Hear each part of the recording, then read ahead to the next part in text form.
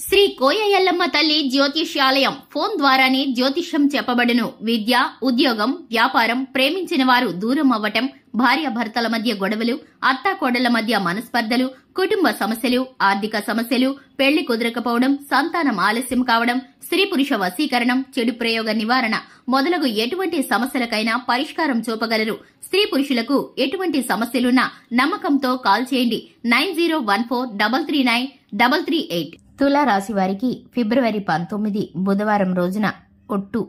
దేవుడు పగబట్టాడు. అందరికీ నమస్కారం. ఛానల్ కి స్వాగతం. 2025 ఫిబ్రవరి 19 బుధవారం రోజున తులారాశి వారి జీవితంలో జరగబోయేది ఏమిటో దేవుడు పగబట్టాడు. తులారాశి వారికి సంబంధించిన ప్రతి విషయం గురించి, ప్రతికూలమైన అనుకూలమైన పరిస్థితుల గురించి ఈ వీడియోలో తెలుసుకుందాం. వీడియోని కంప్లీట్ గా చూసినట్లయితే మేమేం చెప్పబోతున్నామో మీకు అర్థమవుతుంది. అలాగే ఈ వీడియోలో తులారాశి వారు చేయవలసిన పరిహారాలు, చేసుకోవలసిన దేవతారాధన గురించి కూడా పూర్తిగా తెలుసుకుందాం. వీడియోని ఎక్కడా స్కిప్ చేయకుండా పూర్తిగా చూడండి. అలాగే ఇంతకు ముందు మన ఛానల్ ఎవరైనా సబ్స్క్రైబ్ చేసుకుని వారు ఉంటే వెంటనే ఛానల్ ని సబ్స్క్రైబ్ చేసుకుని పక్కనే ఉన్న గంట సింబల్ మీద ఆల్ అనే ఆప్షన్ ని క్లిక్ చేసినట్లయితే మేం చేసే ప్రతి వీడియో నోటిఫికేషన్ మీ వరకు చేరుతుంది. ఇక వివరాల్లోకి వెళ్లిపోదాము. తులారాశి వారి యొక్క మనస్తత్వాన్ని ముందుగా మనం గమనించుకున్నట్లయితే తులారాశి వారు చాలా మంచి మనస్తత్వాన్ని కలిగి ఉంటారు. తులారాశి వారు సున్నితమైన మనస్తత్వాన్ని కలిగి ఉంటారు. దైవ గుణం ఎక్కువగా ఉంటుంది. దాన గుణం ఎక్కువగా ఉంటుంది. ఈ రాశి వారు నవ్వుతూ ఉంటారు. ఎదుటి వారిని నవ్విస్తూ ఉంటారు. ఈ రాశి వారు ఎక్కడ ఉంటే అక్కడ సంతోషాలు, ఆహ్లాదకరమైన వాతావరణాలు ఉంటాయనే చెప్పుకోవాలి. ఈ రాశి వారికి స్నేహితులు ఎక్కువ మంది ఉంటారు. ఈ రాశి వారు ప్రత్యేకమైన కళల పట్ల మక్కువని కలిగి ఉంటారు. కుటుంబ జీవితంలోనూ స్నేహితుల విషయంలోనూ వీరైతే చాలా నిబద్ధతతో ఉంటారు.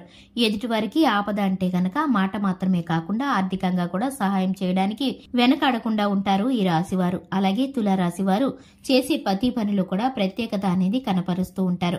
ఉద్యోగ స్థానంలో నమ్మకంగా ఉంటారు. ఉద్యోగం చేసేటప్పుడు అలాగే పై అధికారుల నుండి ప్రశంసల కోసం కష్టపడి పనిచేస్తూ ఉంటారు.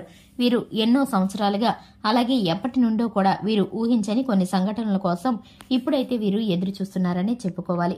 అది ఉద్యోగ జీవితంలో కానీ, వ్యాపార జీవితంలో కానీ, భాగస్వామ్య వ్యాపారం సంబంధించిన నిర్ణయాలు కానీ, పెట్టుబడులు పెట్టే విషయం కానీ వీరైతే ఊహించని ఒక సంఘటన అయితే ఎదురు చూస్తున్నారు. కానీ మీకు కూడా తెలియని ఒక ఆశ్చర్యమైన సంగతి ఏమిటంటే కనుక మీ జీవితంలో ఇప్పుడు ఏది పట్టుకున్నా కూడా మీకది కలిసి రాబోతుంది. మీ జీవితం సంతోషకరంగా మారబోతుంది. మీరు ఊహించిన దానికంటే అధికమైన సంతోషాలు మీపైన కొరవబడుతున్నాయనే చెప్పుకోవాలి. ఎందుకంటే కనుక దేవుడు మీపైన దృష్టిని పెట్టాడు. అలాగే మీ శత్రువులపైన దేవుడు పగబట్టాడు. మీరు ఎదుగుతుంటే చూసి తట్టుకోలేని వారు, ఇంతవరకు మీకు వచ్చే అవకాశాలను ఆపి అడ్డంకులను ఏర్పరుస్తున్నవారు, మీ శత్రువులు ఎవరైతే ఉన్నారో మీ చుట్టుపక్కల గాని, మీ బంధువుల్లో గాని, అలాగే మీ స్నేహితుల్లో గాని, మీ ఇరుగు పొరుగులో గాని మీకు విరోధంగా ఎవరైతే ఉన్నారో ఆ శత్రువులందరిపైన కూడా దేవుడైతే పగబట్టాడు. ఎందుకంటే కనుక మీరు ఎంతో కాలం నుండి వారు చేసే ప్రతి పనిని ఓర్చుకుంటూ వస్తున్నారు. పోనీలే అనుకుంటూ వస్తున్నారు. కానీ దేవుడు మాత్రం క్షమించలేదు. వారిని పగపట్టాడు. వారిప్పుడు శిక్షని ఎదుర్కోబోయే సమయం అయితే ఆసన్నమైందని చెప్పుకోవాలి. ఎందుకంటే కనుక వారు వేసే పథకాల్లో వారే ఇరుక్కుపోతారు. అలాగే వారికి వారి ప్రయత్నాలు తిప్పికొట్టే పనిని దేవుడే చేస్తున్నాడు.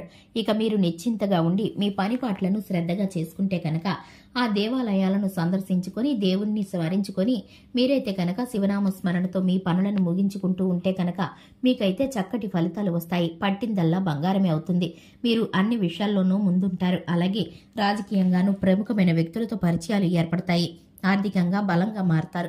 అలాగే మీరు ఇంతకు ముందు చూడనటువంటి ఆర్థిక సిరి సంపదలను ఇప్పుడు చూడబోతున్నారు.